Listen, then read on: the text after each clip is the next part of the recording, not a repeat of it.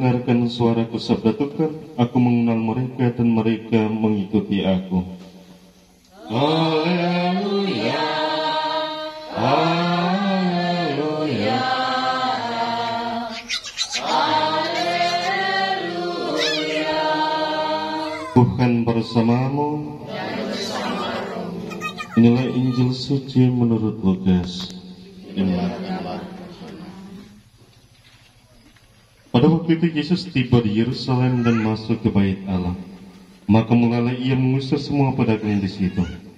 Ia berkata, ada tertulis, rumahku adalah rumah doa, tetapi kalian telah menjadikannya sarang penyamar. Tiap-tiap hari Yesus mengajar di bait Allah.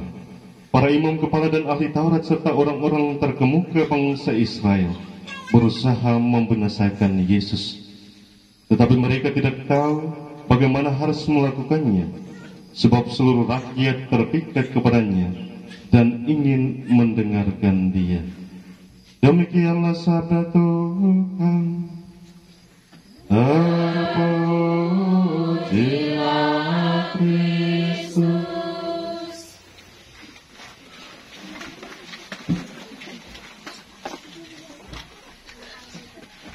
Selamat malam untuk kita sekalian. Shalom. Shalom. Baik Bapak Ibu saudara-saudara yang terkasih, ada beberapa fenomena yang seringkali kita temukan dalam hidup kita setiap hari. Ketika kita diperhadapkan dengan orang yang tidak pergi ke gereja, lalu kita bertanya kenapa tidak pergi ke gereja. Ada banyak alasan yang kita temukan. Yang pertama, karena telat bangun pagi. Yang kedua, karena bermasalah dengan dewan, jadi tidak pergi ke gereja. Yang berikut, karena bermasalah dengan pastor paroki, frater, dan lain sebagainya, jadi tidak pergi ke gereja. Saudara-saudara yang terkasih, dalam bacaan Injil yang telah kita dengarkan bersama, Yesus menegaskan dengan sangat baik di sana, bahwa rumahku adalah rumah doa. Di sana kita dapat bertemu dengan Tuhan. Di sanalah momen ketika kita datang, banyak persoalan, banyak pergumulan dalam hidup kita. Kita datang berjumpa dengan Tuhan dan menyampaikan semua yang kita alami, semua yang kita lalui kepada Tuhan. Dan kita berharap bahwa dalam gereja dapat memberikan transformasi perubahan kepada kita setelah kita mengikuti perayaan Ekaristi, dapat membawa sukacita, dapat membawa kedamaian bagi kita sekalian. Tetapi seringkali juga kita temukan dalam kehidupan kita setiap hari bahwa gereja dijadikan sebagai tempat untuk bercerita tentang orang lain, kejelekan orang lain, kebusukan orang lain, dan sebagainya. Mungkin gereja kita, bangunan kita karena kecil jadi tidak nampak seperti itu. Tetapi kalau di gereja lain, di stasiun-stasiun paroki-paroki lain, kalau gereja besar itu pastor di depan sedang berkhotbah, maka di belakang itu akan bercerita tentang orang lain. Artinya gereja bukan lagi menjadi tempat doa, tetapi gereja menjadi tempat untuk kita bercerita tentang kejelekan, kelemahan, keterbatasan orang lain. Padahal sejatinya gereja itu kudus karena di sana ada terdapat sakramen Maha Kudus. Gereja adalah tubuh mistik Kristus. Kita adalah tubuhnya dan Kristus sendiri adalah kepalanya. Karena itu setiap kali kita berada dalam perayaan Ekaristi, disitulah Kristus hadir. Gereja Katolik ditandai dengan gereja yang sangat hening. Karena itu, kalau kita masuk dalam gereja Katolik, berusaha untuk jaga keheningan, ketenangan, agar perayaan Ekaristi itu sungguh berjalan dengan hikmat. Itu fenomena yang pertama. Fenomena yang kedua, setiap kali kita memasuki tahun politik ini, nanti kita akan temukan bahwa banyak orang kemudian menjadikan gereja sebagai sarana untuk mencari keuntungan di sana.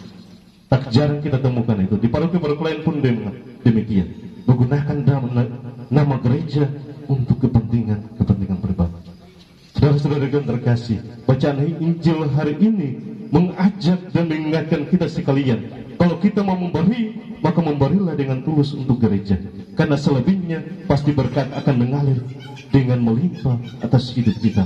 Tetapi kalau kita berpikir bahwa gereja sebagai sebuah instansi yang kita mampu gunakan untuk kepentingan pribadi kelompok kita, maka percayalah bahwa Allah tidak akan tinggal diam. Yesus tidak akan tinggal diam, dan dia akan berupaya untuk membinasakan orang-orang seperti demikian. Dan faktanya menjadi jelas, orang-orang seperti demikian akan menempuh kesulitan, kesusahan dan lain sebagainya, dan hidup mereka akan menderita. Karena itu saudara-saudara yang terkasih, mari kita jadikan gereja sebagai tempat untuk berdoa dengan sungguh-sungguh, untuk menyampaikan segala maksud kita, untuk menyampaikan segala niat harapan kita, agar gereja itu menjadi tempat yang membawa kedamaian, membawa sukacita, sejahtera bagi kita sekalian. Hari ini bersama gereja kita merayakan peringatan wajib Santa Cecilia.